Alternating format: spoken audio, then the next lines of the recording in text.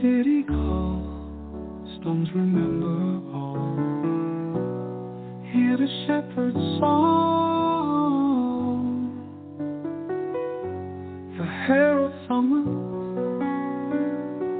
your king returns. Words written on the pages echo through the ages. Shema Yisrael, you must hear Yahowah's words so clear. In this night and in the day, echoes never fade away. David's songs forever sing.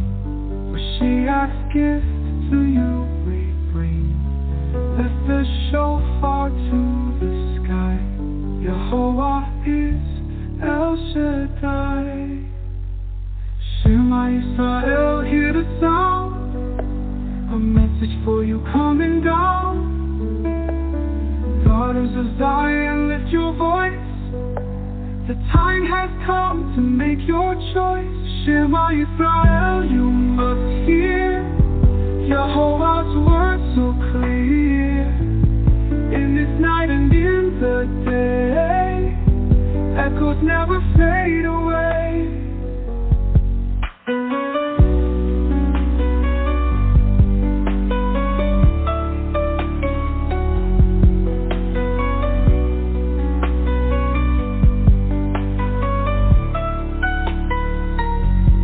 Shema Yisrael, you must hear ancient words so clear. In this night and in the day, echoes never fade away.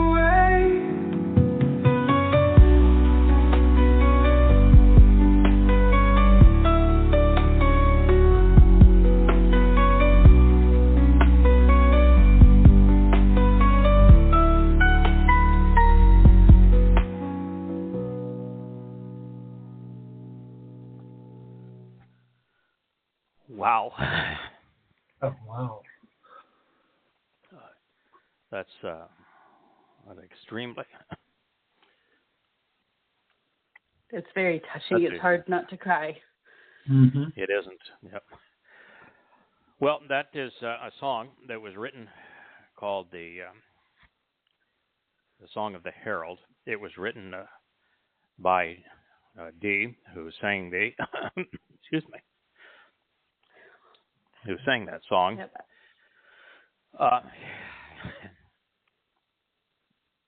This is an extremely emotional experience for us. 23 years ago,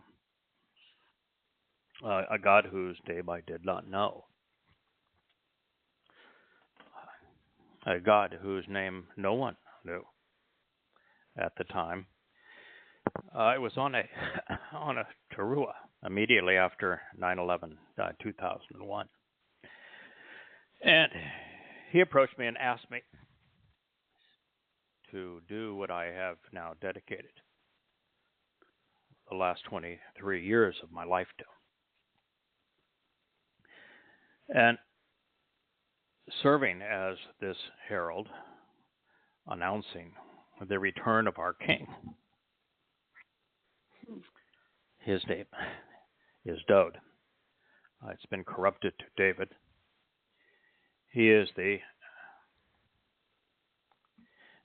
actual Messiah and the Son of God. He is the Zeroah, sacrificial lamb, the Pesach El. We all who are members of Yahweh's covenant family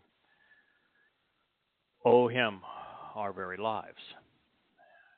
He not only fulfilled Pesach in 33 CE, which is year 4000 Yah, he fulfilled Matsah, a day that even Jews know nothing about. It's the day that his soul, after his corporeal body, his Bashar, suffered torture by the Romans, who became the Roman Catholic Church over in the next ensuing centuries. After they tortured him to death, and he gave up his body as the sacrificial lamb, fulfilling Pesach providing immortality to the covenant family. He volunteered to carry our religious and political guilt, the yeast of unyeasted bread, into Sheol, hell, where he deposited it, never to be seen again, doing so on Matsah, which made us appear perfect in Yahweh's eyes.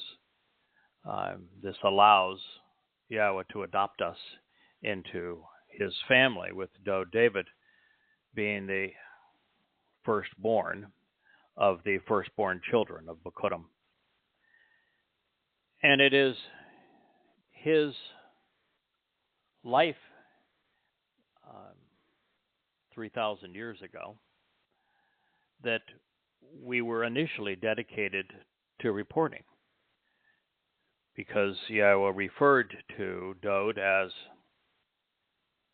his son. He said, "He is my son, I am his father." He said it on 3 different occasions. He said that of no one else. He then tells us that Dowd was unlike anyone else, that his standards on who he chooses to be with are different than we humans. And he said, "The one that I have chosen, my chosen one, is Dowd." He was a shepherd, just 8 years old at the time. And Yahweh not only had him anointed with olive oil, he also anointed him with his spirit. His first act as the Messiah was to slay a foul-mouthed Philistine. Boy, would he have a field day today. I don't know if there's enough stones in Israel to slay all of the foul-mouthed Philistines, as there are several million of them, although they are no way, shape, or form connected culturally or from an ethnicity to the Philistines of old. They're long gone, so usurping the Palestinian name is an outright lie. There was no such thing as a Palestinian or a place called Palestine. But since they have chosen the moniker, they might as well wear it. And Dowd brought down the first of them. Goliath was the first to do the Muslim prostration prayer, did a face plant right there in Israel. During this build-up to this point that we are here today as the Herald of Dowd, as I said, we began by recognizing that Dowd was very unique. There was no one in all of human history like him. And then we began to study his Mizmor and prophecies regarding him. He is brought up more times in prophecy than anyone else. The second most prophetic references is to the voice of the herald. So we have a lot in common. What I learned as I wrote 2 books on Dowd's prophecies, actually well into the 3rd and about to start the 4th, is that Dowd was the ultimate prophet. No one wrote as comprehensive a prophecies or as many prophecies as did Dowd, between his Mizmor Psalms and the Mashal Proverbs. But he is the individual most acclaimed and acknowledged in the Torah. In the 18th chapter of Devarim, Deuteronomy, when Moshe is giving, I think, is the single most important speech ever made. Moshe explains this is the role of the Loi. You are the uniters. This is what is expected of you, so that Israel is aware of what God is offering us and what he expects in return. It goes from there to an overt condemnation of religion, that being the thing that Yahweh dislikes the most about Israel's nature, the Jewish propensity to be religious, and that God is overtly opposed to all forms of religion. From there, he speaks of the one who will be like him, but also like Israel. So he will be from your people. He's speaking to Israel. That means he will not be a Lowy, a Levite, but that he will be from the heart of Israel, which would be Yow'el, and that he will be very much like Moshe. And second only to Dowd in terms of endearment to God is Moshe. To be like Moshe, you would have to be a prophet. There have been very few of those, and only about 20 that have left a written legacy. Moshe is the first of them that left a written record. Dowd is the most prolific of them, the one that has the most sweeping panorama of prophecies, my favorite prophet, Yahowah. And when you speak of Yahowah, Isaiah, one would think that he is addressing the fable that has become known as Jesus Christ, but there is no Jesus Christ. No such person ever existed. And the prophecies pertaining to Dowd are named. They include Dowd's name, including the child who is born, the son who is given, who will be a great Gabor. It's Dowd. The prophecy about the Zerah, who will become the Passover lamb, carry the guilt of God's people. It's Dowd. Just as it is Dowd, the person that Moshe was speaking of in the 18th chapter, which then goes on to warn Israel about false prophets and how someone could tell immediately if they were speaking for him or for someone else. And when you study presentation on the test of false prophets, you quickly realize there are a number of books that are in what's called the Old Testament that do not belong, Ezekiel being foremost among them, but there are many. And, of course, the New Testament doesn't belong at all. It's trash, as is the Quran, as are the various books the rabbis have written, particularly the Talmud. And when Jews claim that they're Torah observant, listen to them for a few minutes and you'll find that they'll quote a rabbi out of the Talmud.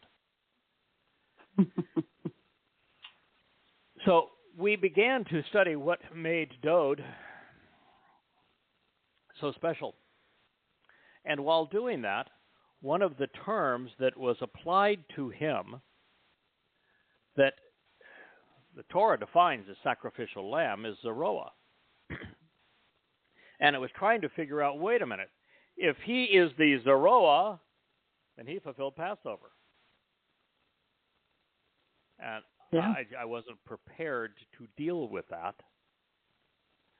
But that led me, and we're ad-libbing here on this program because we had intended to go to a prophecy that was shared by Yow'el, and we will.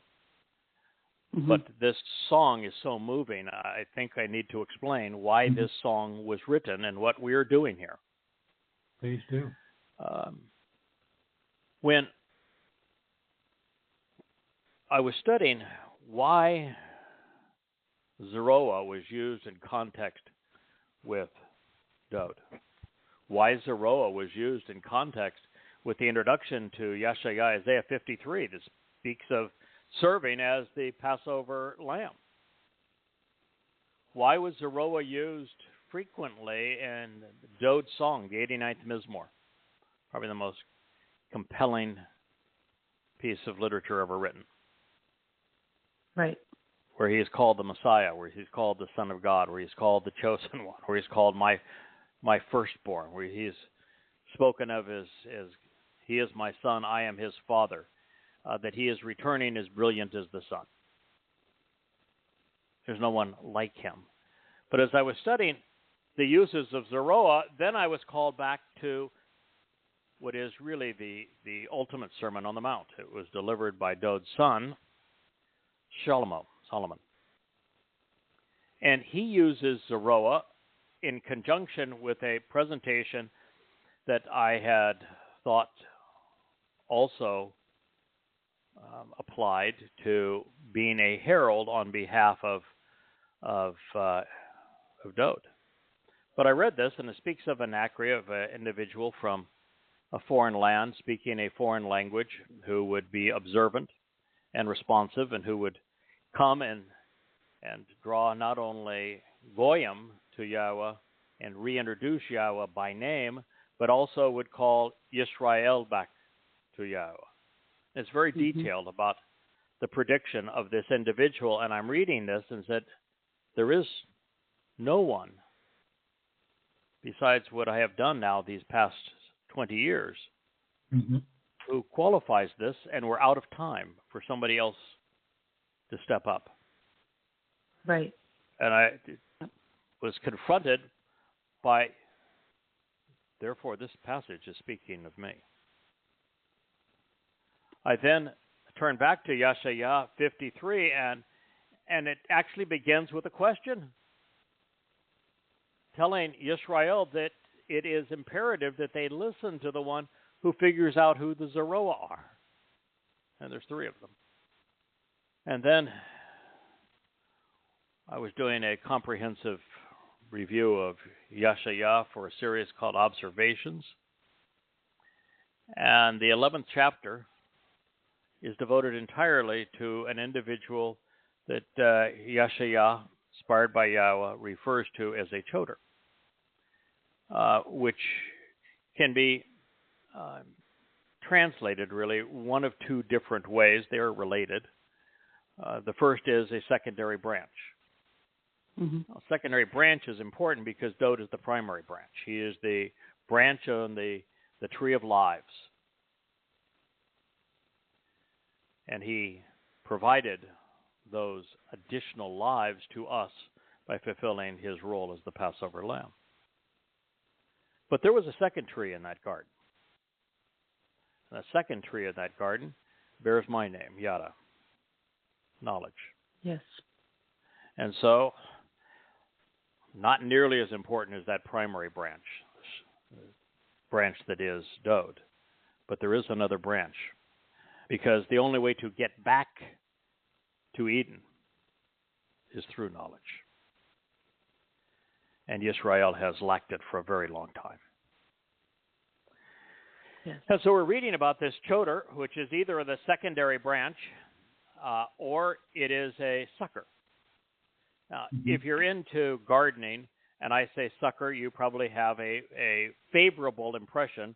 If you're not and I say sucker, you'd say, well, that's an idiot that doesn't know what he's doing and got himself in a real pickle. He was a real sucker on that one. He bit when he shouldn't have. Yes. Well, sucker is used in conjunction with the original rootstock from which Dowd emerged. Yisrael, Yahud. And it's also connected with the fallen stump that represents Yisrael. And so a sucker that is growing from the old rootstock of the olive that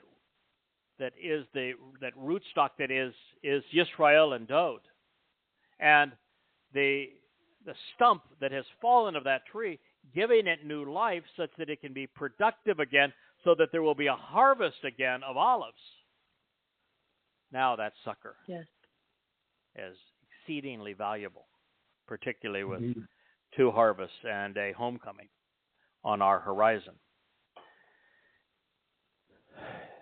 The third term that Yahowah uses to describe this individual, he calls him by name, Yada, which is the name that I started using 23 years ago, long before I knew any of this. It just means to know, to be aware of, to acknowledge.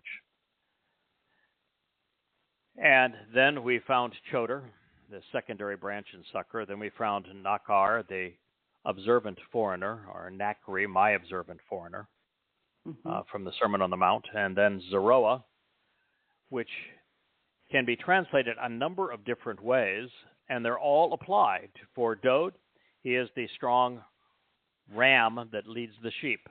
He is a strong arm of God, but mostly he is the sacrificial lamb who fulfilled Passover. For Moshe, who's the second mighty Zeroah, he also shepherded the sheep and led them, nurtured them, protected them.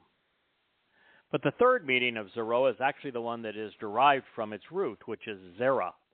Zerah in Hebrew as a noun means seeds, but Hebrew words are defined by their actionable root, which would be the verbal root of zerah.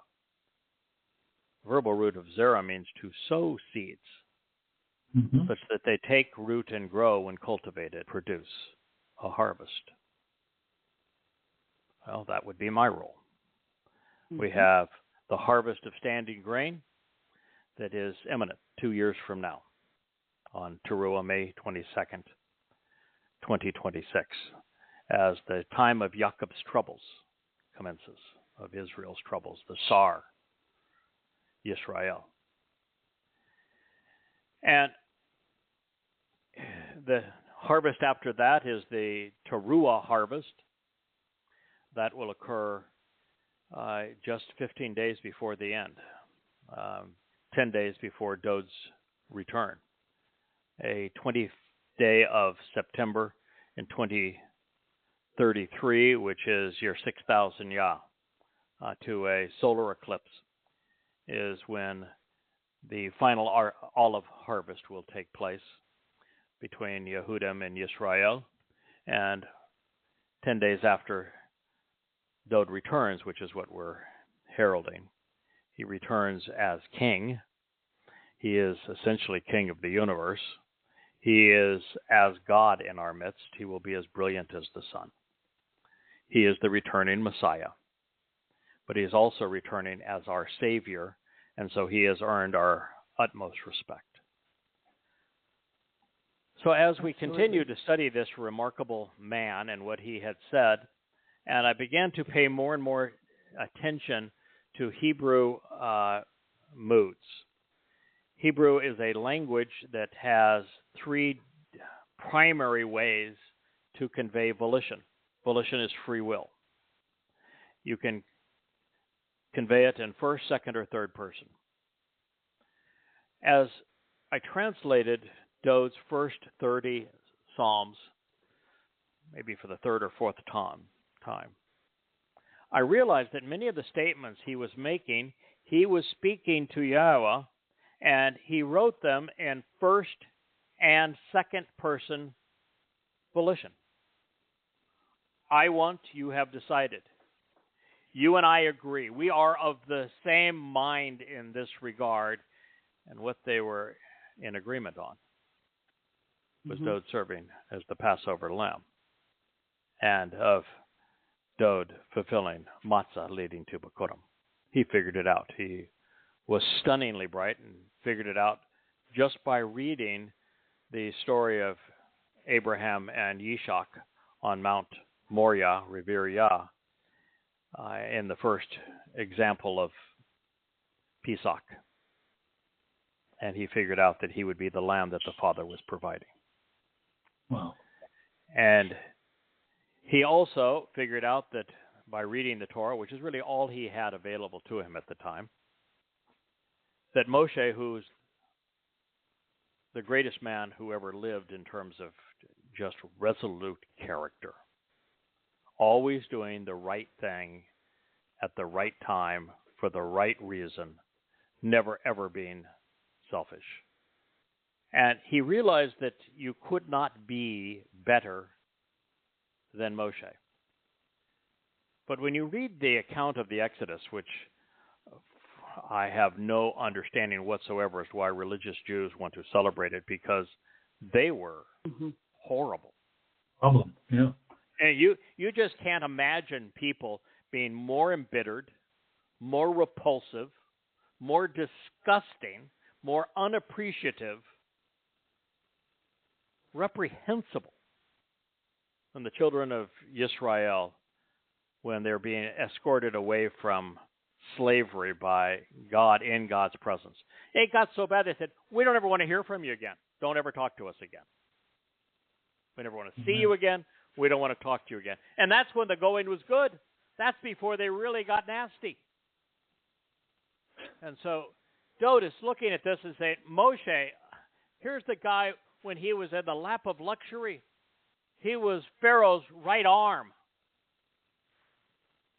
And he went to defend Hebrews who were being beaten by Egyptian taskmasters and risked his life to save a life, doing the thing that I don't think there's 5 people on the planet that have the character and morality to do today.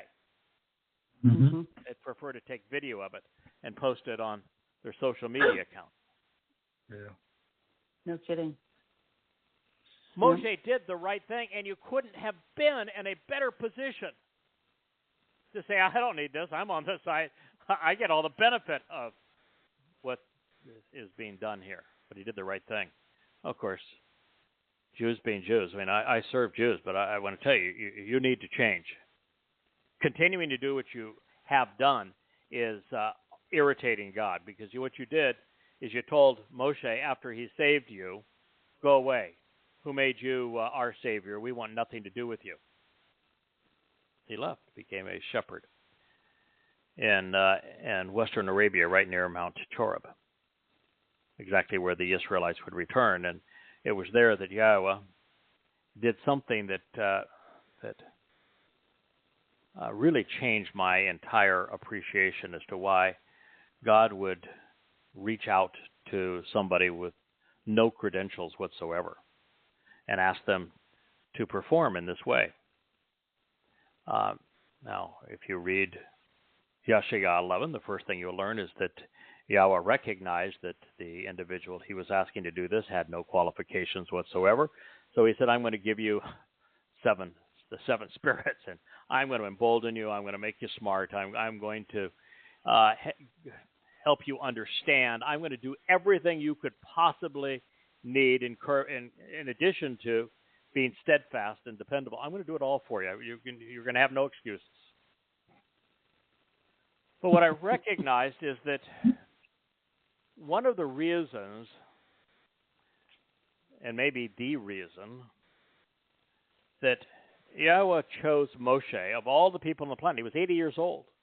He wanted him to go back into Mitzrayim, Egypt, to liberate his people when there was a death warrant out for him because he had turned against the Pharaoh. Right. And yet he asked this 80-year-old shepherd to go into Mitzrayim with him to liberate the children of Israel. First of all, Yahowah doesn't do anything alone. So he always works through people. That's the first important lesson that I learned. Okay, so Yahowah's looking for someone to work with because he doesn't like working alone. Second, why did he pick that guy? Well, because he was the only person on the planet that not only understood the religion of the Egyptians, the politics of the Egyptians, the caste economic system of the Egyptians. He knew it all and despised it and left it. Those are 2 qualities that Yahowah greatly appreciates. He wants to work through people who've had experience such that they know what they're doing on the things that he wants nothing to do with. So all Yahowah had to do with Moshe is teach him the Torah. He didn't have to teach him why religion and politics screw things up. He already knew it. Mm-hmm. And Moshe did the thing that is required of all of us who want to be in a covenant relationship with Yahowah, must first walk away from religion and politics. Right. Otherwise, Yahowah has no interest in even talking to us. It's the first condition of the covenant. So I said, wait, I was the youngest ordained ruling elder in the history of the Presbyterian Church. I gave national speeches at large convocations, thousands and thousands of people, a trained evangelist. I knew the religion. I was a student of it. Right. I had reached the point where I had become an agnostic because the religion makes no sense. If you really are open to evidence and reason, you quickly conclude that the religion has no validity. And that's why I've now written 4 volumes called Christianity, demonstrating that. But now I realize, okay, so I understood religion and politics. I was very political. I've not just been in the White House. I've been escorted throughout the White House by presidents. I known and had in my home and been in their home not only presidents but senators and heads of state. I was very political. I am now anti-political, as is Yahowah. I am anti-religious, as is Yahowah. All religions, all forms of politics. But I realize now why Yahowah thought maybe this guy is serviceable. When you look at Dowd, what was he? He was an outcast that had left the rest of the family, was tending sheep out in Bethlehem, and when his sheep were at risk, he tangled with lions and bears. This is a guy with courage. This is the guy who doesn't go along with the rest of the program. Mm-hmm. And it's a man who knows how to lead a flock, as did Moshe. And then when you listen to what Yahowah had to say through his prophets, particularly Yahshua, where he said, I couldn't find a single one of my people for over 2,000 years who would listen to me. Not one. And then you study what the prophets had to say, beginning with Moshe, about the behavior of Israel, and it's abysmal.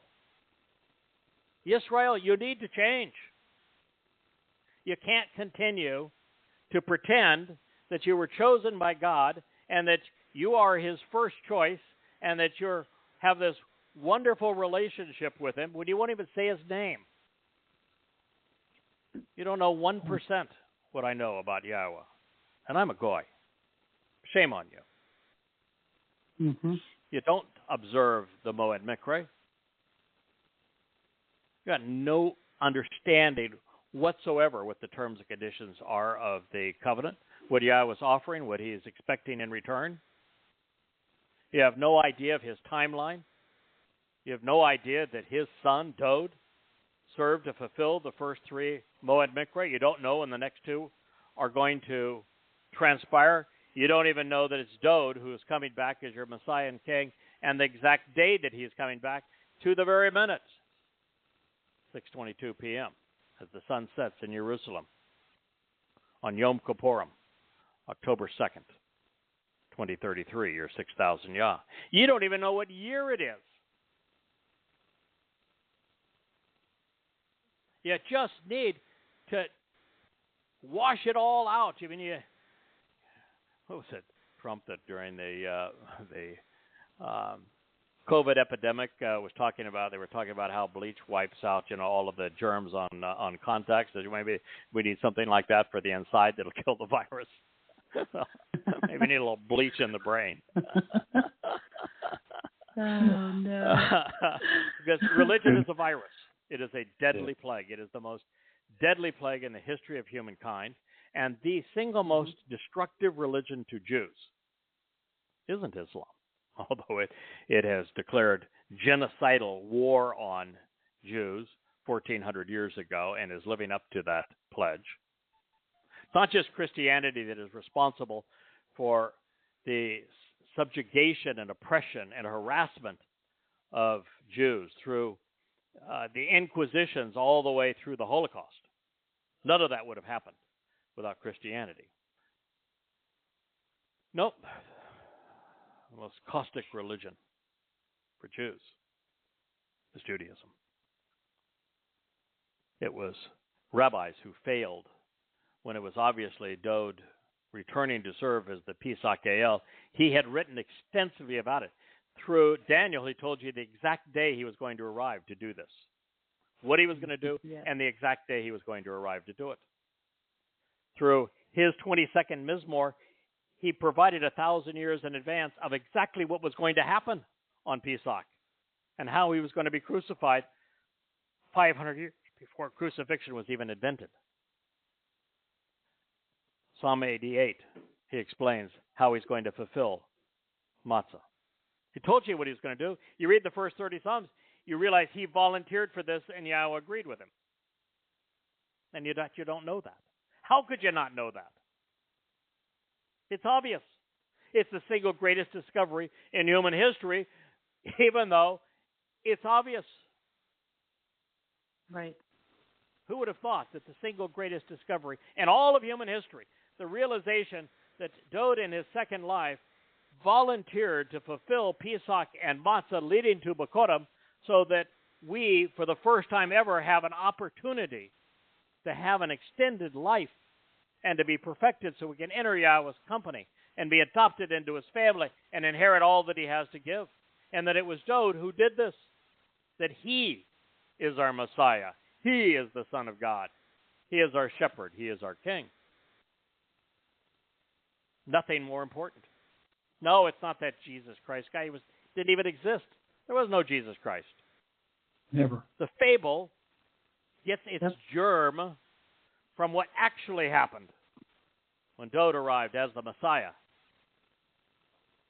to fulfill Pesach and Matsah and Bikurim. And because the rabbis didn't recognize the obvious, and they foisted a false Messiah of their own, Bar Kokhba, Christianity took root and grew, particularly with Shaul Paul being the father of Christianity, himself being a rabbi, the first person actually to use that term of himself. And if that wasn't bad enough, you didn't create that awful religion that tormented Jews for the next 2,000 years. Rabbis are responsible for Islam. They sold Talmud readings to Muhammad when he ran out of material. The majority of the Quran is corrupted Talmud stories because the rabbis in Yathrib made a buck.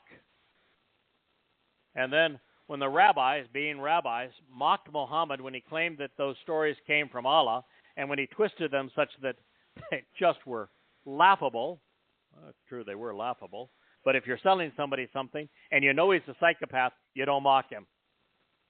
And the Jews mocked him. Muhammad and his pet snake, Allah, decided that genocide was the best option. And the Jews they hadn't already exiled and stolen their homes and properties to support Islam's war machine. They took all of the men and boys and cut off their heads. The young girls they enslaved and the women they raped. And those that they had exiled were now living in Kabar, and they did the same thing to them. Genocide. Exactly what Muslims are trying to pronounce worldwide from the river to the sea. Palestine will be free. It's genocide against Jews. Without rabbis, there is no Islam. Without rabbis, there is no Christianity. Without rabbis, there is no Judaism. And God's frustration with his people would not exist. He would not have to have turned to a goyim to serve as his herald.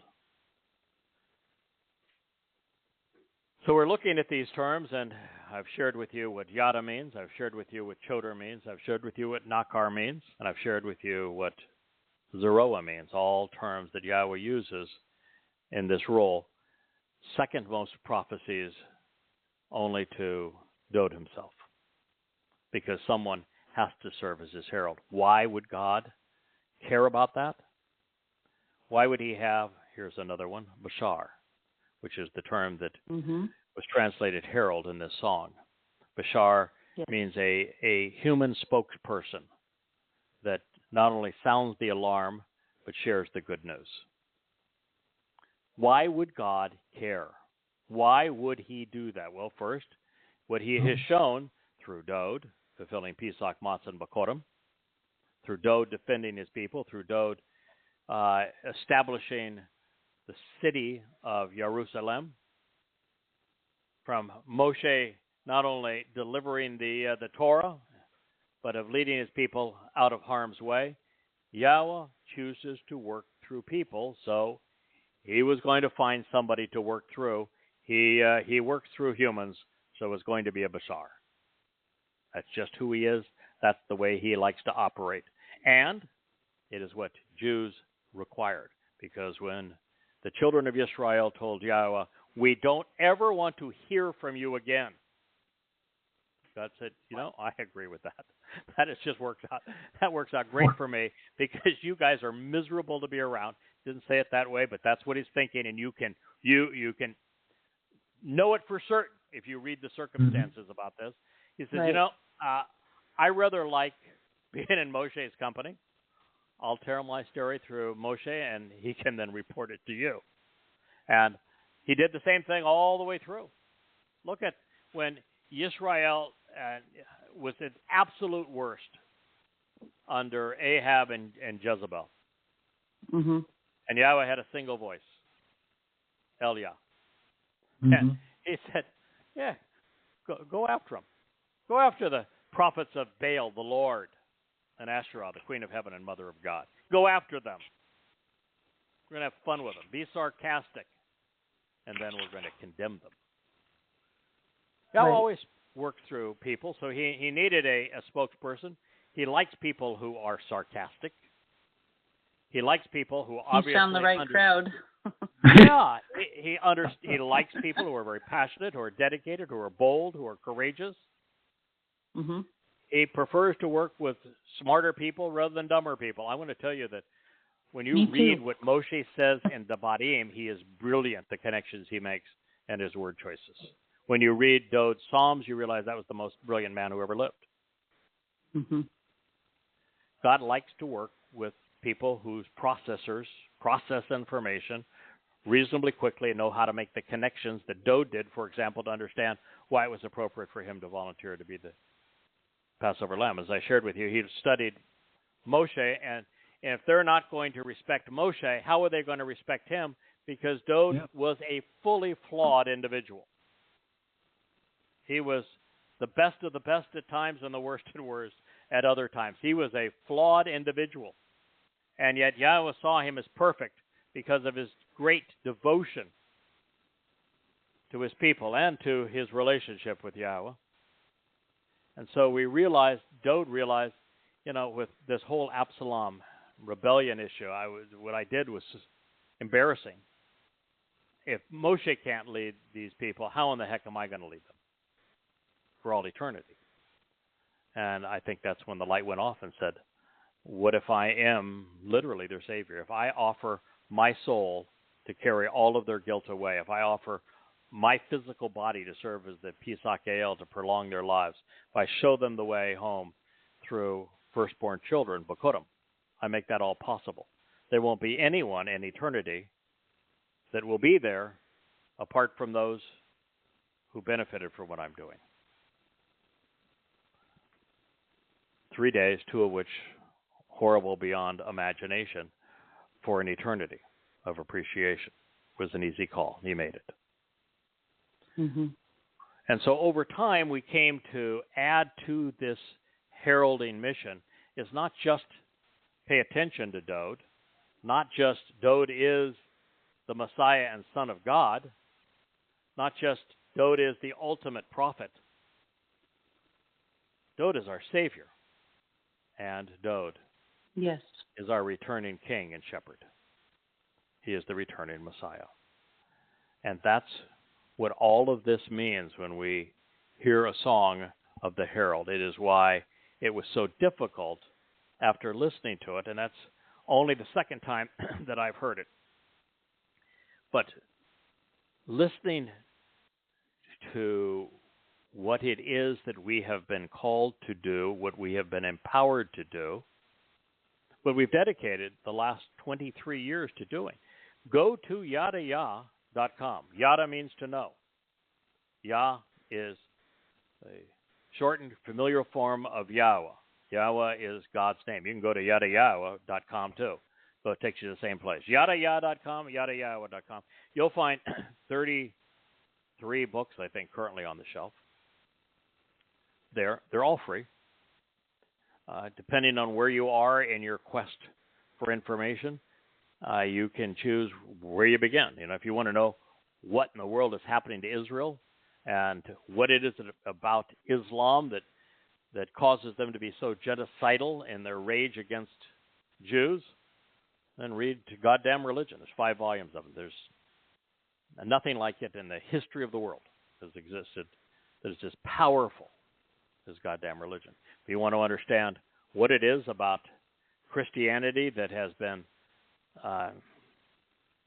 so destructive in its replacement foolology of replacing Dowd with Jesus, of replacing Passover and Matsah and Bikurim with Good Friday and the Lord's Supper and Easter. You want to know what it is that caused this fake religion, and more importantly, why that religion was born to be anti-Semitic and to demean and to demonize Jews, and even more importantly, why that religion, through replacement foolology, robbed everyone, particularly Jews, of their Savior, because they piled their lies right on top of the truth. Read Christianity. Currently editing volume 3, about 80% of my way through it. In the next couple of weeks, we will have finished the entire series. If you just want to know why you, why me, where are we now? Why are we here? What are our opportunities? What's going to happen to us? Read An Introduction to God. First 3 volumes. If you want to start at the beginning, it's a very good place to start. Begin with Yahowah. Read about the creation account. Come to understand why 6 24-hour days of creation and 14 billion years are exactly the same amount of time. Exactly. Come to understand specifically the cause and location and timing and nature of the flood, and what Yahowah had to say about it that is precisely accurate scientifically. Come to understand why he spoke of Babel and what it means, and then why he asked Abraham to walk away from Babel. At the end, when Yirmiyah is speaking at the people at the very end, God's pleading with his people, come out of Babylon, my people. Come out of Babel. This is the mission that we have. We're calling Yisrael, Yehudim, and the Goyim that would like to be part of God's covenant family out of the world of politics and religion, out of conspiracy and abusive economic schemes, calling them home to God, to the covenant family.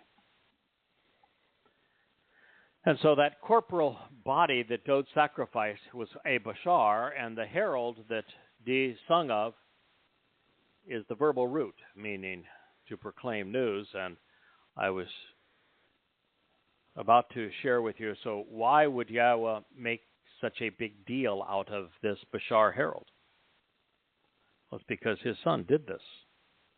Yahowah loves his son more than anyone. His son volunteered to do the most courageous, compassionate, life-transforming act in all of human history. No one has done what Dowd did. He not only did it, he's the only eyewitness to it. And he wrote the eyewitness account 1,000 years before it occurred. Yahowah is very proud of what his son has done. He's not only proud of what his son has done, he's proud of what he wrote about what he was going to do and why he was going to do it. And yet, not a single person for 3,000 years among his people recognized it, appreciated him for it, capitalized upon it. Can you imagine the hurt, the heartache of being Yahowah and having your firstborn son do all of this to have your people reject it, choose a false Messiah, become religious rather than engage in the relationship he enabled, stink up the joint in terms of the religious interpretations of the Moed Mikre that Dowd fulfilled. They can't even say his name right. They now attribute a goddamn star to him, not recognizing the star is for Bar Kokhba, the very person that the father of Judaism foisted as a false Messiah that caused the diaspora, leading to the Holocaust. How stupid do you have to be, Israel, to accept Judaism when the founder of the religion foisted a false Messiah that led directly to the diaspora and the Holocaust? And instead, you turn down the opportunity to be part of Yahweh's family. He won't even say his name. based upon the great sacrifice that his firstborn son, Dowd, the greatest of all humans, and most certainly the greatest of all Yahud, made when he told you precisely what he was going to do. So Yahowah, looking at his son's great sacrifice and contribution, and he's now only 9 years away from his return. 33 when we started this, 32. And he realized there's not a single person listening to it. He wrote it all down and no one's reading it. No one is processing it. What's going to happen? What the Shabat harvest is just 2 years out. There wouldn't be a single soul there if Yahowah hadn't engaged in this way. Not one. Right. There wouldn't be a single olive to harvest, Jew to harvest, come to Towrah. There would be no homecoming because there would be no one home to come home to. So if you want to know why Yahowah made a big deal about this, and there's a song now of the Herald, and more prophecies on it than anything else, with the exception of Dowd's return, of which this job pertains to, heralding Dowd's return. I work for him. I serve alongside Yahowah, but on behalf of his son, and his son is there for his people who have spit in his face. It's way past time, Israel, that you begin to listen to what your Messiah, your shepherd, your Savior, your King had to say to you. So that's the Song of the Herald. This is our life's calling. This is why there's 33 books on the shelf at yahowah.com. That's why there are all these resources there. Now, before we get into Yow'el, we do have an announcement. For many of you who are listening, and will listen to the archive of this program, you know that there is now a Yahowah YouTube channel. In fact, there's a variety of channels that are linked from social media, and that we are presenting videos that have the audio from these programs with the text, supported by text, and some of them also supported by pictures and video. And that the combination between the vocal outreach to God's people, the written outreach to God's people, the fact that you can view it on any device, and that it draws you to the wealth of knowledge that is available to you at yahowah.com. All free. We don't charge for anything that we offer. It is 23 years of 12 hours a day, 7 days a week, all available to you free. In fact, it costs us money to do what we do for you. Yes. And as, so we're not, it's clear here, the time that we have returned to us versus the time that we have invested in this is on the order of infinity times 4. So this is not a complaint from that point of view. And the inheritance we all receive as being Yahweh's covenant family is beyond a billion trillion earths. So we're really very comfortable with the return on all of this. That isn't why we did it, however. Our purpose in doing it is that when you study the Torah apart from religion, if you leave religion and begin to study the Torah and prophets, you fall in love with Yahweh. Yeah. You just do. He is so wonderful. You fall in love with him, and as you fall in love and you are charmed by his brilliance and his personality, then you feel this calling to share the God that you've come to know through his words. Right. And you want to share what he has told us is going to occur. And you want to share what he is offering and asking in return. And that's our motivation for doing it. I think it's the motivation for everyone who has worked for Yah. That's so true. So, And it's also about protecting Israel, who we have also come to love through the words and passion of Yahweh, who loves Israel. You absolutely cannot be a part of this if you don't have a love and a protection for Israel. So that is also why we're doing this, to help get Israel's attention, to prevent what's coming from happening and getting worse. Now, so that they let's can put this in away. perspective. When you talk about love for Israel, no one loves Israel more than Yahweh. Right.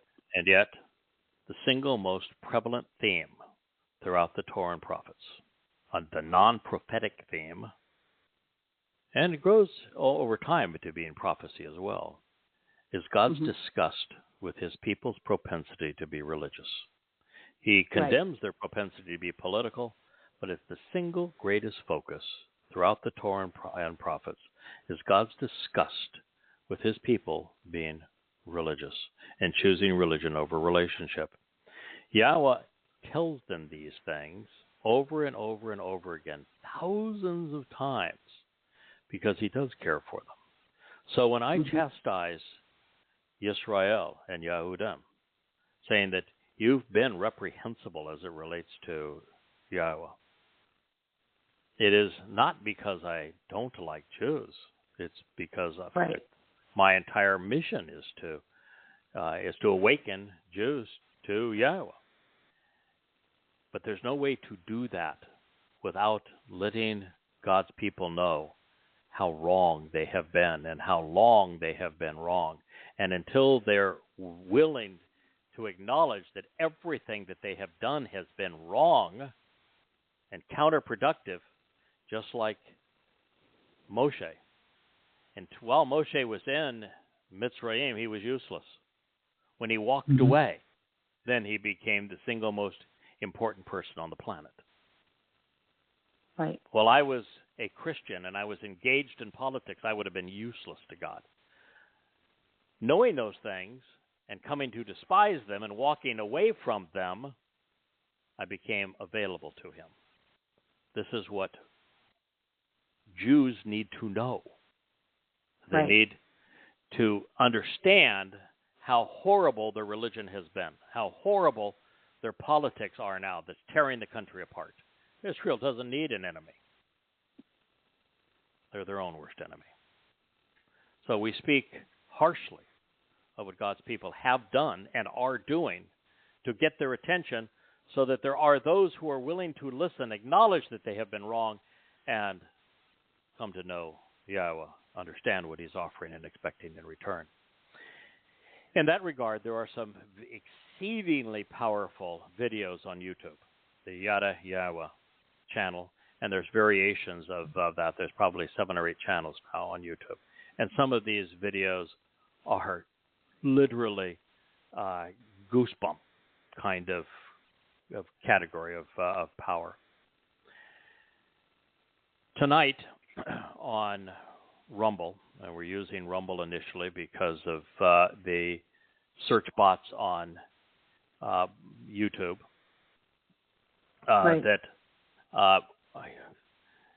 use artificial intelligence, which is program stupidity, to censure sites for telling you the truth if you use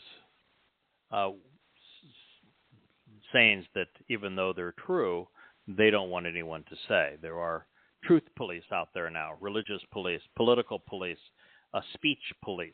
And so we can post it on Rumble. We will link to it, and it'll be Yada Yahweh on Rumble. We will link to it from all the social media sites. But the trailer for what may be the single most powerful video ever posted on social media, maybe the most important video ever posted on social media, although I think some of these that explain who Dowd is and what the Mikre represent and who Yahweh is and these sort of things are extremely powerful.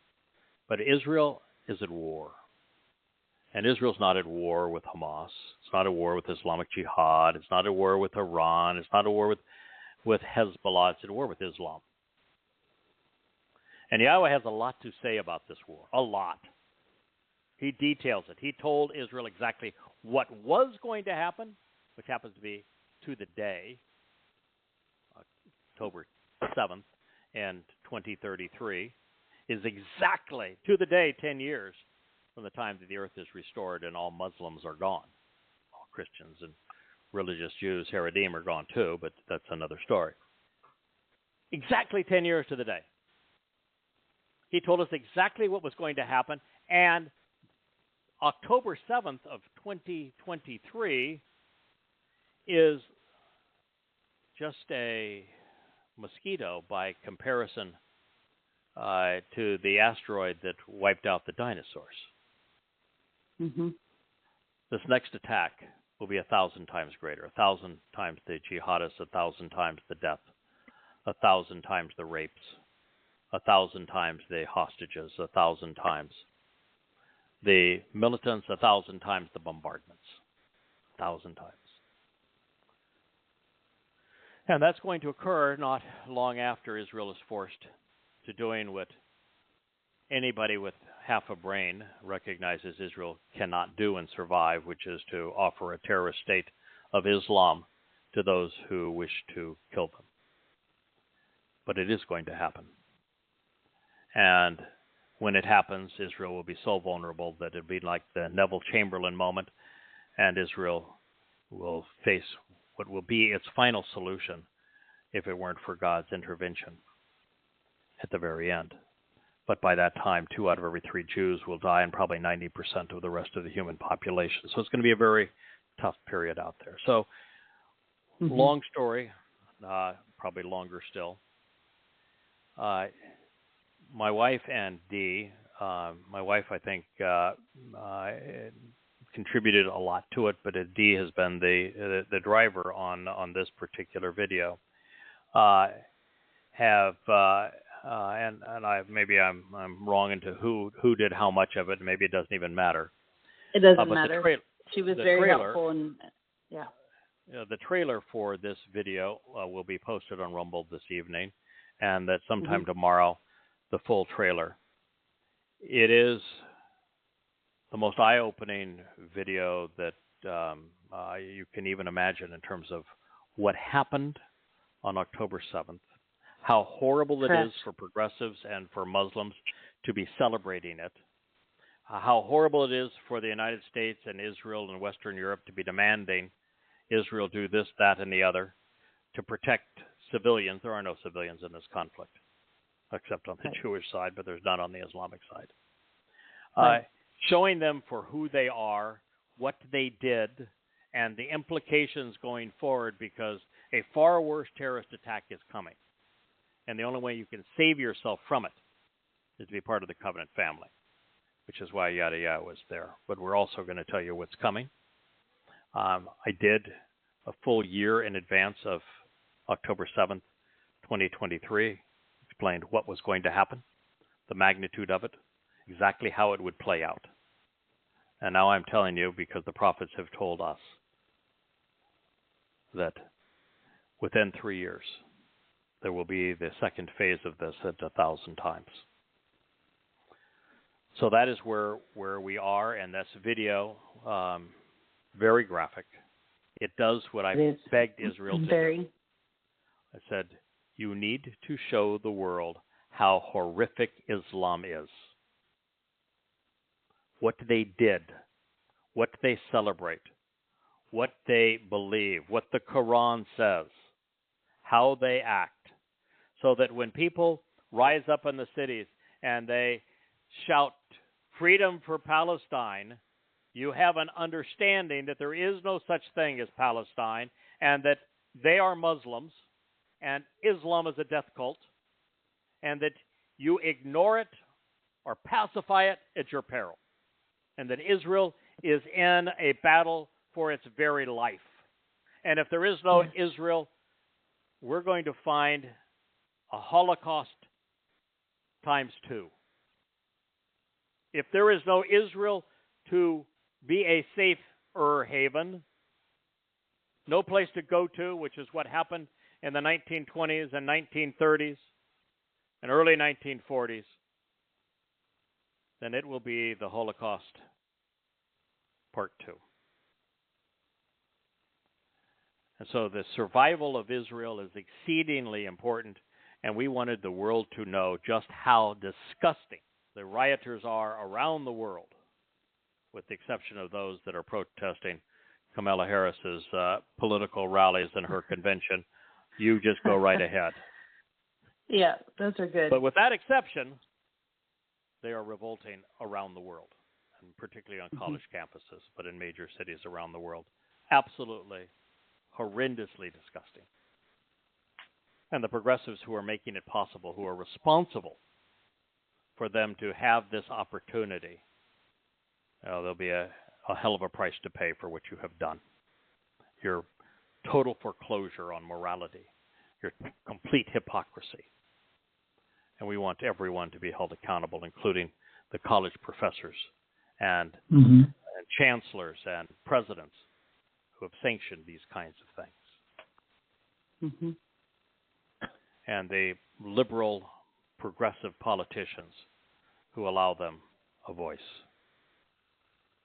It is illegal to make such statements, and yet they do. And no one seems to care. And the world just cowers. You know, I've had thousands and thousands of death threats for having written Prophet of Doom, and now Goddamn Religion in 5 volumes is 100 times more powerful. Sometimes we just need to stand up. We need to be accountable, need to do the right thing for the right reason, and that is what this video does. And the trailer will be on Rumble tonight. The reason for Rumble is that they don't have the search bots trying to figure out everything that they can shortchange. And in this regard, the world has decided to have a vendetta against Elon Musk. And Europe is calling for his head. There are Americans that are calling for his head. Progressives worldwide and the leftist media are calling for his head. Elon Musk, well, he does not know Yahowah. He is not part of the covenant family. For a non-covenant member, he is the single most important person on the planet today. Clearly, the most brilliant. But he did something that I can't even imagine a person doing. But he recognized how important free speech is, and that online at every social media site, there are thought police who preclude free speech. Without free speech, there is no communication. This kind of show cannot exist, even though we're speaking directly for God, telling you what he had to say. And we expose religions like Christianity and Islam and Judaism. We do so based upon their own scriptures. You cannot prove anything we've said is wrong. Everything we've said is easily verifiable. And yet the thought police won't allow it. So what did Elon Musk do? He spent, $50 billion and bought Twitter, turned it into X, so there could be free speech. Yep. And now they're screaming, but you're allowing people to say hateful things. The progressives would shut everybody down so they could, if you're saying anything that they disagree with, total control. Elon Musk said, no, you can't do that. Free speech is essential. I admire him for that. I am grateful to him for that. Had he not done so, our world would deteriorate much more rapidly, and it'd be much more difficult for us to get this message out. Right. So, what is the trailer called, Dee? Terror is Coming. And it was chosen the by trailer of it will be on Yahowah, YADA, We'll share links to all of it on all the social sites, but it will be outsourced link because we can't actually upload the video to any social sites. So what you can do is just go to yahowah.com. If you go to the community tab, you'll find up I think it's the first list is all the social media outreach that Dee coordinates along with my wife for us, and with many other helpers in the Covenant family. And you will find the links to it there. But be prepared. It is shocking. It is what I not told for Israel, children. I gave Israel a list of 6 things that Israel had to do if it was going to survive what happened on October 7th, and I gave that list to Israel on October 8th. And I've earned the right to say it, and I've shared many programs as to why I've earned the right to say it, and I even reviewed this just a week ago. But one of those points was the story needs to be told, the whole truth, the unvarnished truth, the unmasked truth. The truth is, gross as Islam actually is truth. If you aren't able to face the truth, then you ought not open your mouth or have any opinion, and you are worthless as a human being. So if you are marching or speaking or voting on behalf of the Democratic Party now in the United States, listen, I'm anti-political, so I have no party affiliation. I'm not recommending. In fact, I'd recommend you don't vote at all. But if you're supporting the Kamala Harris ticket and the progressive agenda in America, which is pro-Islam and anti-Israel, then you've brought a tremendous curse upon your country and yourself. And you need to know it. If you're a right-wing wacko and you're a conspiratorialist that wants to have your conspiracy of the protocols of the elders of Zion, want to blame Jews for everything, then I'm here to tell you, you have brought a tremendous curse upon yourself. Yes. It is interesting, by the way, they all quote the synagogue of Satan that is in the Revelation presentation, and the synagogue of Satan is the synagogue that Paul spoke to. It is Paul that is the person being called out as the synagogue of Satan, and Paul's the man most responsible for the Christian religion. So these things are important for people to know.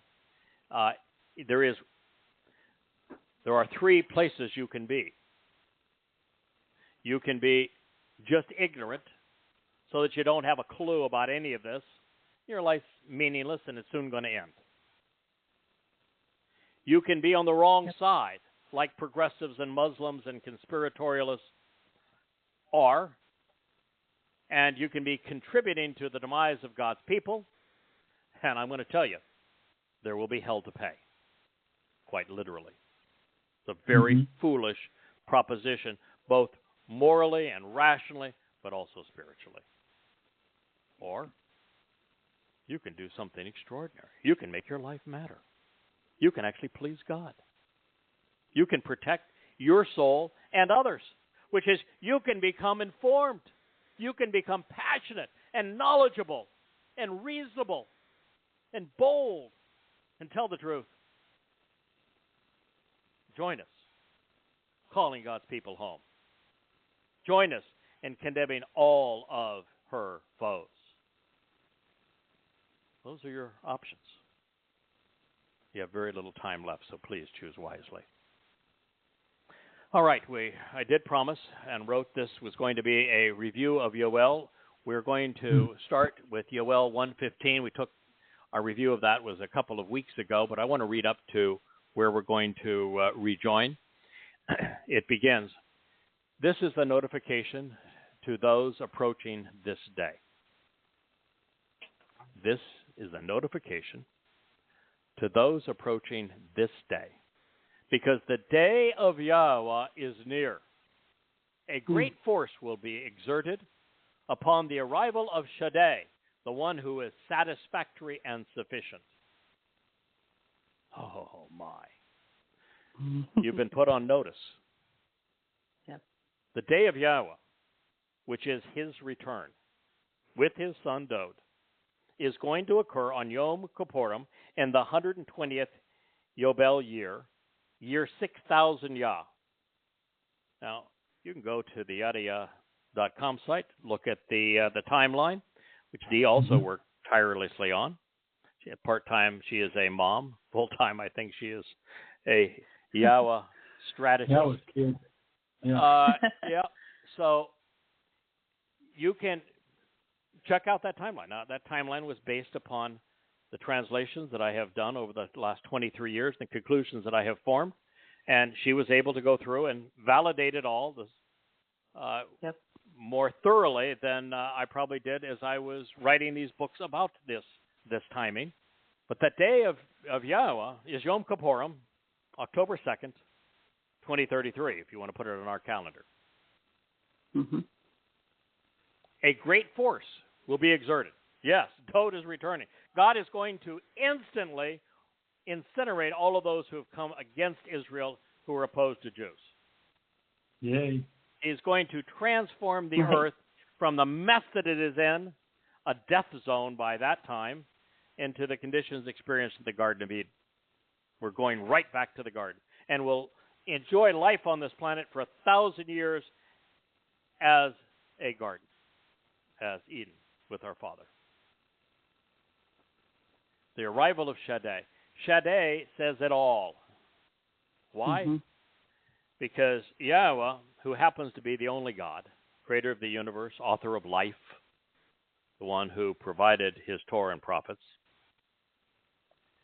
Yahowah is not egotistical.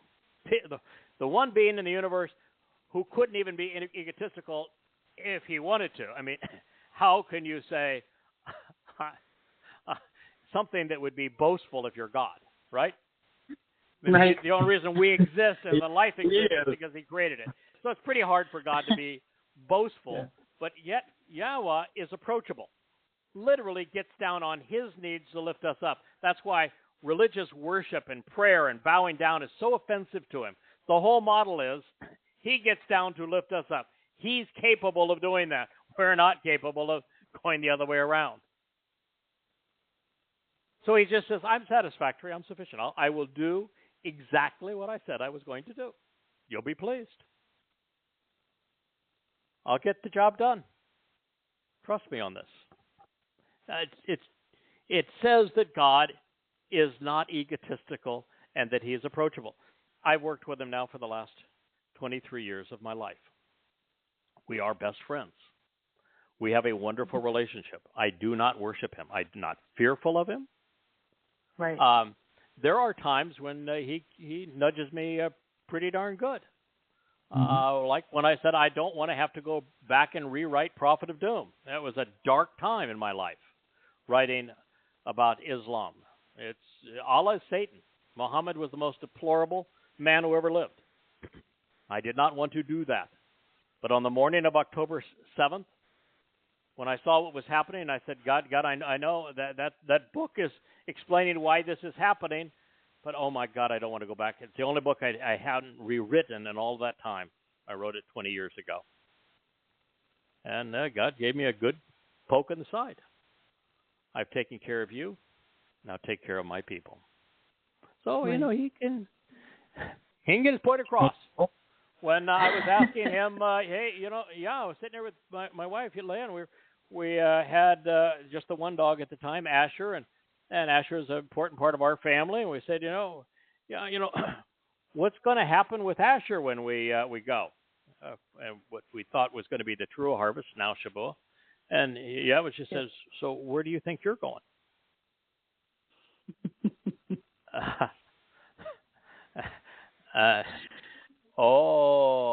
I get it now. There's two witnesses, and one of the two witnesses wasn't named. I get it. Sorry for being so slow on the take up. He's got a sense of humor. He'll put you straight when you need to be straightened out. But he is otherwise, and even in that, it's fun to be around. Yeah. The term is I like strong personalities, and I'd rather be around a man's man than we have all these weak jellyfish that look at the pictures of the Haredim in Israel with their little curly cues and arms smaller than my fingers. They're just disgusting to me. I like a man's man. Yeah. I want a woman to be a woman and a man to be a man. And I like strong personalities that are willing to take a stand. And Yahowah's like that. Yep. He's also, if you're looking for a great mother, he's also got all the maternal characteristics with their set-apart spirit. So Yahowah is making it clear that it will be an exceedingly powerful day, but yet he's going to be approachable. And that he's putting us on notice because this is what's going to transpire before this. He wants his people to know what's going to occur. So this is Yow'el. What do you think Yow'el means? Yahowah is El, God. To you, Yahowah, I call out. For indeed, fire has devoured the dwelling places where the word is questioned, and ablaze with flames are the trees of the field. Look at northern Israel right now. But it's going to get far worse. Sound the shofar. What is the symbol of both Shabuah and Towrah, the upcoming harvest? The ram. The shofar. It's the ram's horn. Who is the ultimate ram? Dowd. Yep. Sound the shofar. That is what the herald does. In Zion. Oh, we got the whole world pretending not to be anti-Semitic. Oh, we have no problem with Jews. We just don't like Zionists. Well, then you don't like God. Because God is a Zionist. Because David is a Zionist. He happens to be the king of the universe. You don't like Zionists, you aren't going to fit in.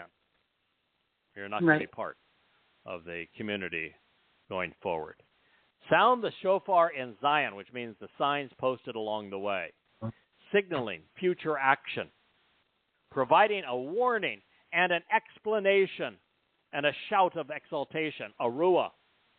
Towrah, which is the day that I was called in 2001 to do this mission, is the very purpose of it. The definition of Towrah is defined by this verbal root, ruah. It means to signal a warning, to tell God's people, Jews, you need to understand that from actually the time of Abraham, he was a scallywag, through Jacob wasn't a whole lot better. And then immediately the brothers go off and sell another brother into slavery, and they become even more reprehensible in Mitzrayim, and on the Exodus, they're the worst of the worst. And you need to understand that you need to be warned that a continuation of this behavior is insane. And look what it's brought you. And then at the same time, signal that there is a wonderful opportunity awaiting those who make the right decision, who come to know what Yahowah is offering and asking in return, which starts with knowing his name, which was, of course, the third word in this particular statement. Where does he say it's going to take place? On my set-apart mountain, Bashar Kodesh Ani. That's Moriah.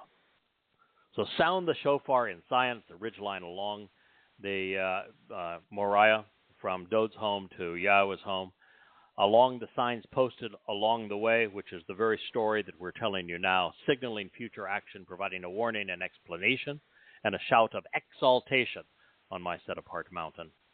Be roused to anger, all of you who live in the land, because the day of Yahowah's return is near. So there certainly can't be a Jesus, can they, if Yahowah's returning? That's right. And no Allah if Yahowah's returning.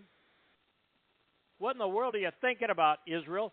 Yahowah's returning, and you don't even know his name. You won't say his name. You need to know that name and understand that name if you're going to be part of that group that he's going to return to. What did he say?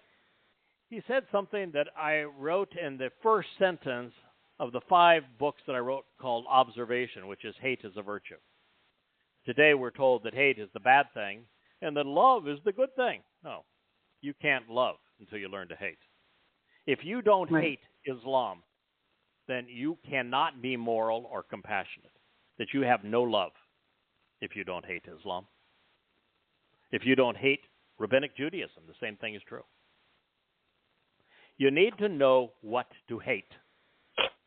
Pedophiles and pedophilia, rape and rapists, mass murder and mass murderers, These are things to hate because of the consequence they have on people. And when a religion like Islam conditions Muslims to fight and kill all Jews and then to declare war on all mankind, which is what it does, you need to hate that.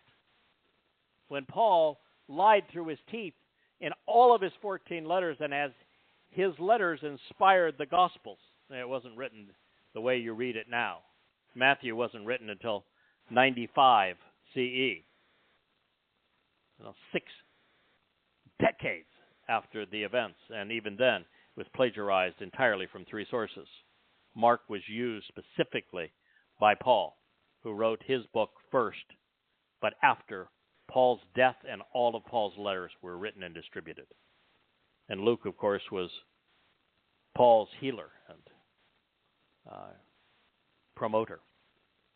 It's Paul, who admits that he was demon-possessed and whom Yahowah calls the plague of death. You should be roused to anger against these things. You should despise what Islam has done and is doing. You should despise what Christianity represents. You should hate what Judaism has done to God's people. You should hate what progressives are doing to tear Israel apart and to side with the Muslims against Israel. Be roused to anger. If you don't learn how to hate, what to hate, then you're incapable of being moral as a person. And hate does not drive you to commit acts of violence. Use your words. Open your mind. Learn the truth. Speak it. Wield words wisely. Be roused to anger. Some of you? No. Kol. What does kol mean? All. All is all means. Be roused to anger. All of you. And then Eretz can be translated as land or earth. Yashab means those who are presently inhabiting the earth and the land. Because the day of Yahweh's return, Bo, is near. It is. It's only 9 years away. But so much is going to happen between now and then.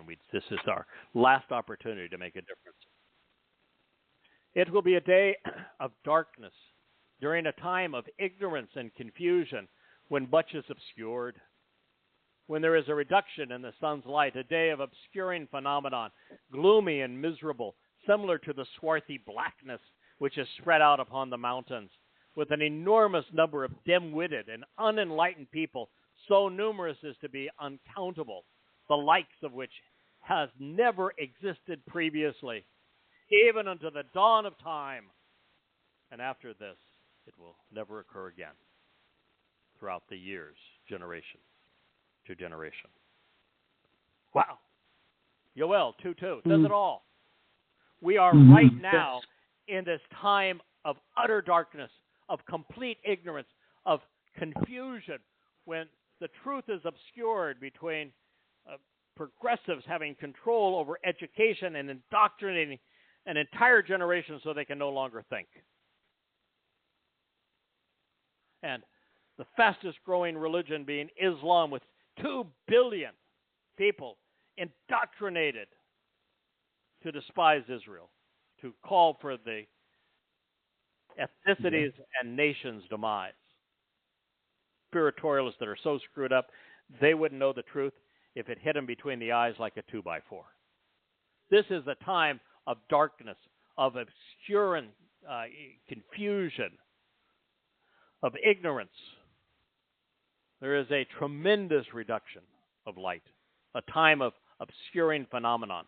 Well, most of what you see today, whether it's on the news where most of what they're saying is wrong, or social media, excuse me, Dee, but it's just true. So much of it is dark, spread out upon the mountains. Now, when Yahowah then goes from, this is an umbrella survey, summary, world vision of what he is witnessing, the prophet is witnessing as he looks at the earth today.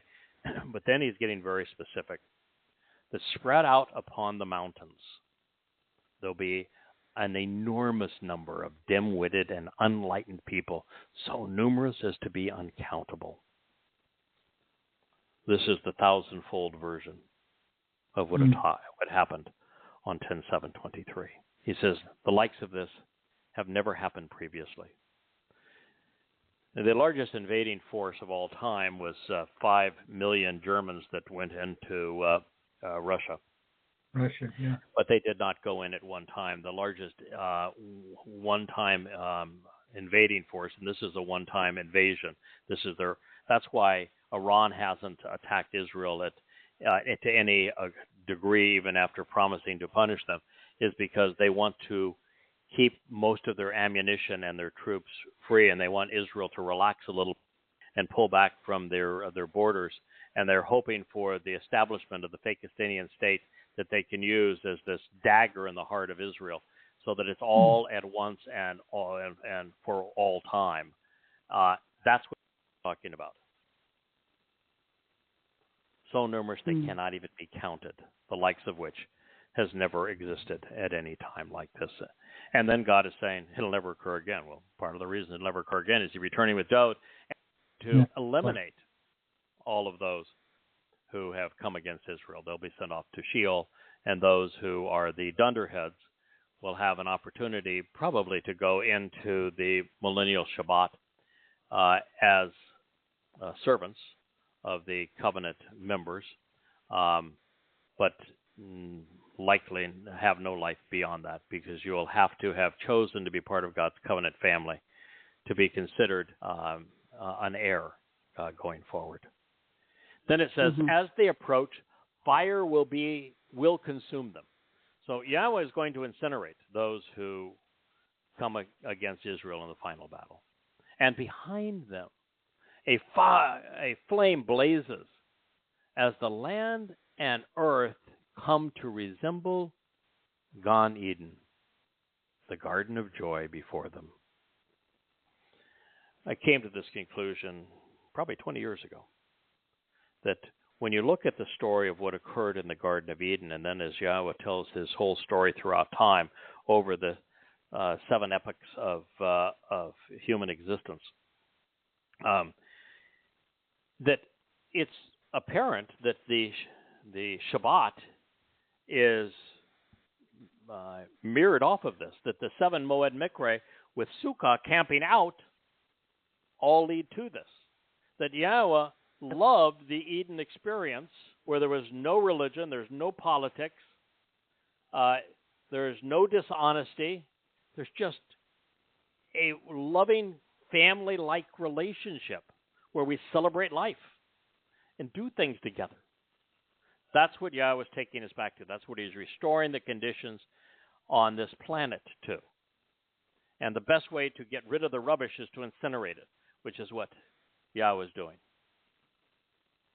So behind them is a desolate and unpopulated wasteland, clothed in the horror of what these Muslims and progressives are bringing against Israel. And in addition, there is no escape or deliverance for them. It's too late for that. But for the rest of us, there's camping out with Yahweh in Eden-like conditions. There will be what could be compared to the appearance of swift-flying armaments and war transports. This phenomenon could be perceived as being similar to armored personnel carriers and a mobile cavalry, especially pertaining to the way they run and are driven in pursuit of their foes.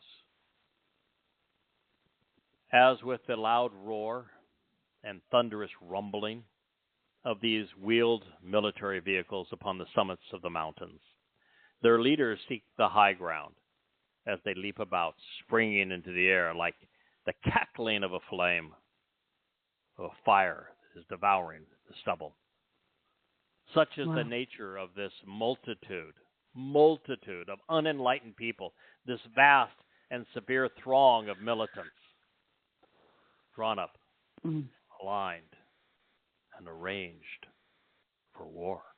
From their presence, the people tremble, they quake, they writhe in anguish, terrorized tormented. Every face becomes flushed and pale. Like warriors, they charge ahead, quickly chasing their prey. As men equipped with weapons, they scale barriers, protective walls, blockades. Each individual travels in his own route for the cause. They do not renounce their pledge or swerve from their path of conduct. Yow'el 2, 4, 5, 6, and 7. Yep. Yahweh is explaining exactly what is going to happen to Israel. This is 10:7 times 1,000. This is the fate of the world, which will, by the way, engage in world war. You've got, because of really stupid maneuvering and politics beside the United States, which is maneuvering desperately now. The United States has sent emissaries from Turkey into Iran to try to garner favor with Iran and separate itself from Israel. The United States is very quickly becoming God's foremost enemy on earth. That's why Isaiah 17 and 18 condemn the United States of America. And this is where the entire world is going to boil up into world war. And the consequences are going to be horrific. These militants are dim-witted. The average IQ in the Islamic world is essentially moron, somewhere between 70 and 75. Average is 100. If anyone wants to see evidence of that, just watch some of the IDF interrogations on these hostiles that they brought in for questioning, and they are just utter morons. Yep. And I say this too. The last time that an IQ test was taken in Gaza, it was done by the British using the most sophisticated standards, and the average IQ was 60.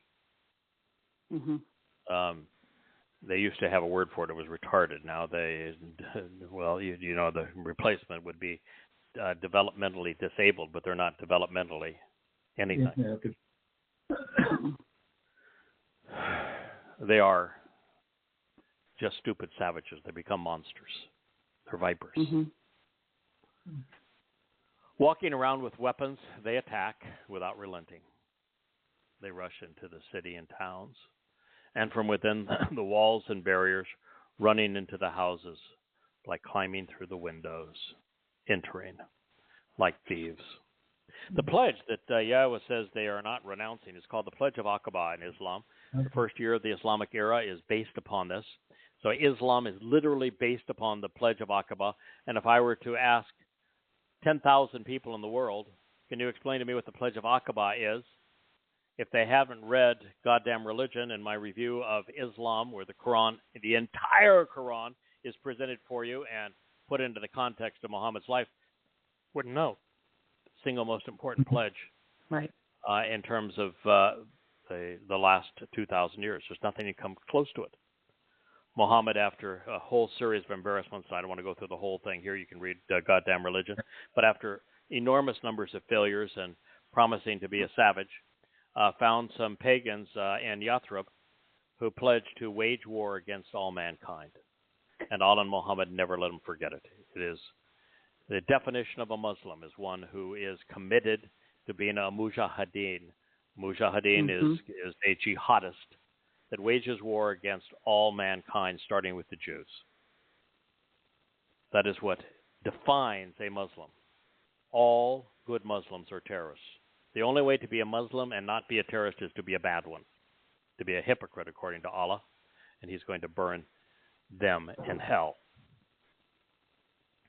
That is the Pledge of Aqaba, and if you look at what happened on 10/7, is they lived up to their expectations. They ran into the houses. They crawled through the windows. They entered like thieves, and Islam the 8th surah is called the spoils of war. It starts by saying that stealing is lawful and good in Islam. Yahowah has read the Quran. He knows exactly what it says. And this was written by someone who understands precisely what Islam has created. And be aware that in Islam, Allah is Satan. The earth will quake before them, the heavens will be shaken, the sun and moon will grow dark, and the skies lose their brightness and will be taken away. I told you that the Towrah harvest will occur on a solar eclipse. That is on September 25th of year 6000 Yah, 2033. The Sukkah celebration, as we transition from a plagued earth with religion and politics and war to these Garden of Eden conditions, commences with a lunar eclipse. It's one of the very few years where there is a solar eclipse and a winter eclipse, not only in the same year, but also both fall on the Moed Mikre, one on Towrah, the other on Sukkah. Oh. It is also in this year that Pesach and Matsah will be a lunar eclipse, and the first of Abib in year 6000 Yah will be a solar eclipse. There are plenty of signs, but the most important signs are in Yahweh's prophetic testimony. So he has warned you. That's what's going to happen, Israel. You can be naive if you wish to. You can pretend that the IDF is going to protect you. And I one of the things I kept on saying to Israel right after October 7th, and will remind them time and time again, well, the citizens' army of the IDF is the most noble, heroic, and virtuous and courageous in the world. Their leaders are not. Their leaders do not deserve the quality of that military. Yeah. And on October 7th of 2023, the IDF failed miserably, completely and totally. And it was the only bastion of hope that the Israelites could rely on, because their politicians are hopeless and the rabbis are worse. Yahowah will offer appointing, enabling, and putting in place what the song that we led into this program exclaimed, his voice.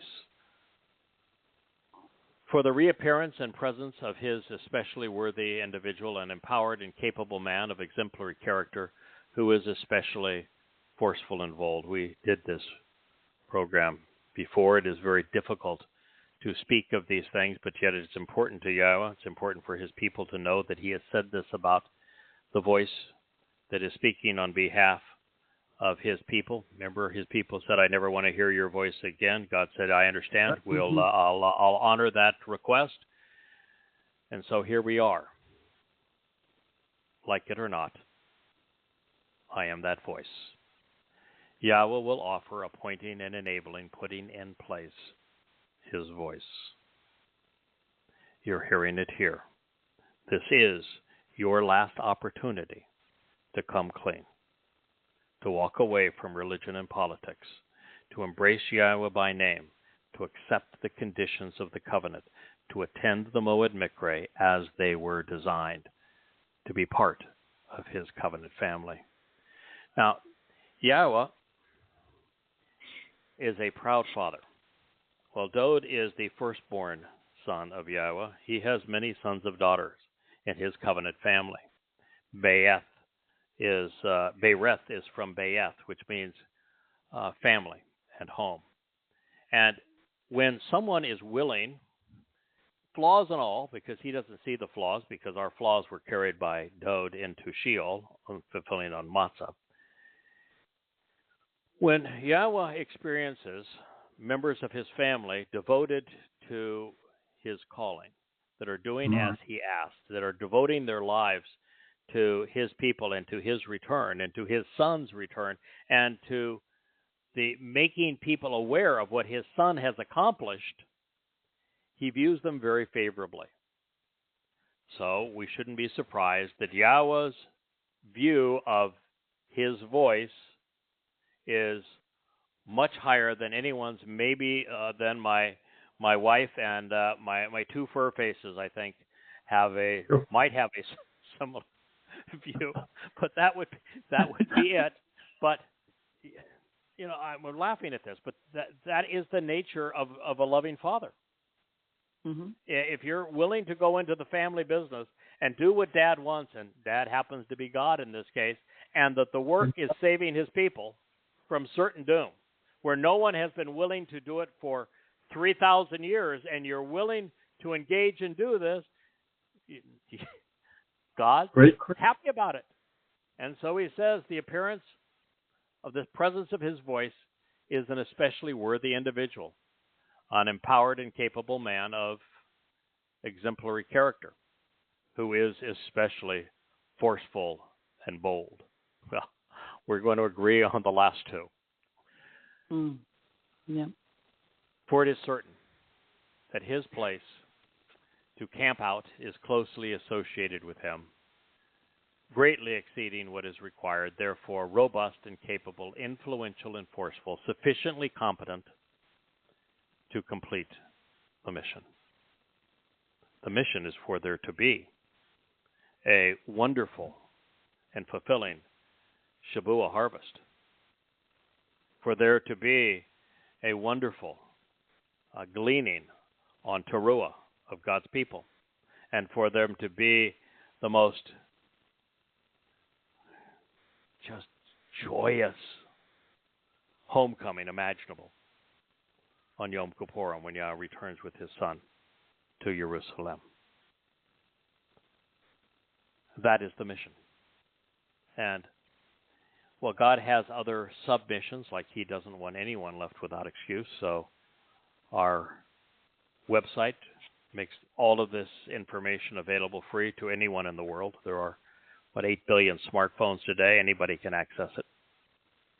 And the social media sites provide outreach, and now these video presentations are even more compelling.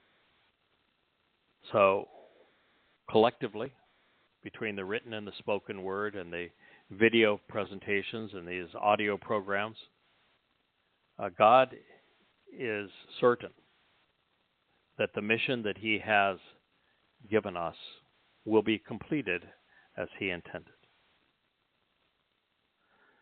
The one who engages and acts upon his message from his word is indeed exceedingly valuable and uncommonly important on the day of Yahowah. Listen, I'm looking forward on the day of Yahowah to being in the back corner of the room and just witnessing Yahowah enjoy this great family reunion where so many members of his covenant family get to embrace their father for the first time. And to watch that joyous occasion is the thing I am most looking forward to, followed by a prolonged vacation. And yeah. I'm with you. I'm looking forward to that one. Yeah. And he is respected greatly, it says, tremendously, greatly appreciated. Yareh Moed, by whoever is lifted up and carried away by him. Listen, Dowd made this possible. And Yahowah made it possible for Dowd. Dowd made it possible for us. I'm just telling you about it. But please, capitalize upon it. Make our Father happy. Make yourself happy. There is so much for us to benefit from. Yet even now, once again, prophetically declares Yahowah, you should choose to return, to be restored, all the way to me, enduring forever, based upon my restoring testimony, by using your best judgment, by being disciplined and abstaining, and by shedding tears of joy while contemplating the reasons for mourning over what was lost and gained. Yes, indeed, we think our way to Yahowah. Our time is short. The opportunity is great. the consequences are dire. And so just as Yahowah announced that he is returning, he is giving us some advice. This was written in the call imperative, which means a literal interpretation of a genuine relationship between Yahowah and those listening to him, and in the imperative mood, which is an expression of volition in the second person. So you should choose to return and be restored, shub, turn around and changed, become fully recovered, all the way to me. Which means you need to start saying his name. Know his name. Celebrate his name. Come to appreciate the name and reputation and titles of his son, Dowd. Appreciate what Dowd has done for us in terms of providing an elongated life and perfection so that we can be part of the covenant family and live forever with our Father in heaven, here on earth for 1,000 years, even before that. Return all the way. Enjoy the Moed Mikre. Understand what they represent. Understand how they demark time and when they were fulfilled and when they will be fulfilled. It's actually very straightforward to understand God's timeline. And he gave us all the tools to know that he fulfilled Pesach, Matsah, and Bakurim in 33 CE, the marking year 4000 Yah. And that 40 Yow'el from then is 2033, being the year 6000 Yah, and the final three, Moed Mikre, Towrah, Kippurim, and Sukkah, will be fulfilled on their appropriate dates. This is the story that Yow'el, the great prophet, was telling his people. There is more I can share on this. I'm going to read to you another line, and then we're going to say good evening for this program. It says, so tear away and disassociate your hearts and minds, and without your deceitful and treacherous garments. God hates religious dress-up. You know, the Haredim that are dressed for their own funeral, at least they have that part right, but nothing else. Muslims wearing burqas is just repulsive to God. The Pope and his religious get-up, he views them as begad, treacherous garments. They're deceitful. Return, shub, to Yahowah. Easily pronounced. 4 vowels. Yahowah, your God. For indeed, he is compassionate. He's merciful. He's long-suffering and patient and slow to anger, abounding in steadfast and loyal love. He is the perfect Father. And the set-apart Spirit is the perfect Mother. And they will provide reassurance and encouragement during this malevolent and miserable ordeal. Yow'el 2:13. There is a safe harbor in this storm. It's Yahowah. And he is doing everything short of begging us to come home. And he will do everything except compromise who he is. He's made the path available. He's told you what he is offering, what he expects in return. And it's not much, folks. He's offering a lot. The 5 benefits of the covenant are eternal life, being perfected, being adopted into his family, being empowered and enriched to an infinite extent. And the 5 conditions, the 5 things he's asking for, are all to our advantage. The first of those is the prerequisite. It's the very thing that I told you about Moshe that made him someone who was usable. You need to walk away from Babel, which is the intermixing and commingling of religion and politics and truth and lies. Walk away from religion and politics, conspiracy and patriotism, from the family of man, so you can become part of the family of God. It is a prerequisite. It is non-negotiable. There are no religious people in heaven, never will be, never have been. No one who is overtly political will be there either. Number 2, God says, walk to me and become perfect. The only way we do that is we capitalize on what Dowd did by carrying our yeast, our religious and political guilt with him, his soul, into Sheol to deposit it there. We walk along that 7-step path, beginning at Pesach, with the second step being over the threshold of the door to Yahowah's home and to his family on Matsah. That is how we are perfected by him. Yahowah then says, as the third condition, trust and rely upon me. Rather than relying and trusting on the IDF, your favorite political party, on some rabbi or priest, the U.S., and its lies. No. It says, don't do that. Trust and rely on me. I've told you what I was offering, what I was expecting in return. If you meet those conditions, you can be assured of the result that I have promised. Trust and rely on me. Then number 4 is to closely examine and carefully consider the terms and conditions of the covenant relationship.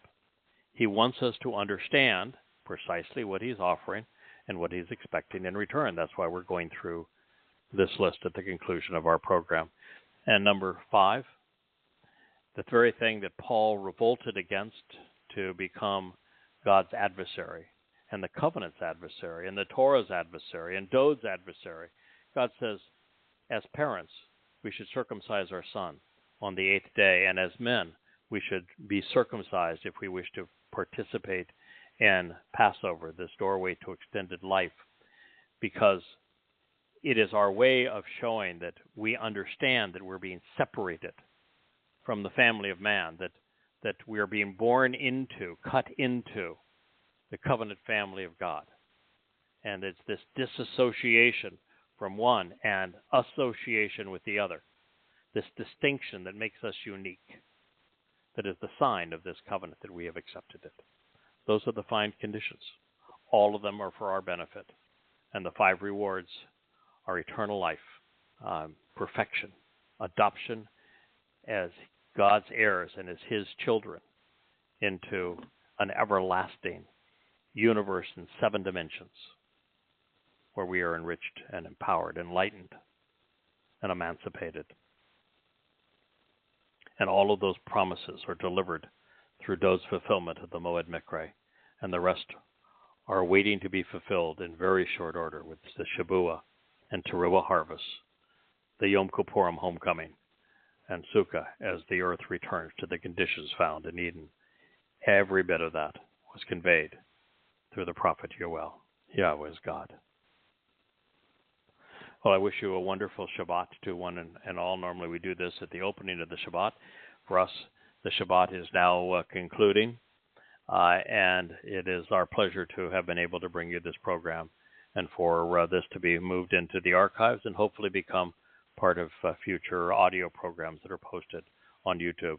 Make sure to go to Rumble this evening, see the trailer tomorrow to see the full video that Leah and Dee have produced and are making available to you. It has been a labor of great love, knowing what to hate and how to hate on behalf of loving Yahowah and his people. Good night. May Yah bless. Good night, y'all. Good night. Night, guys. Good night.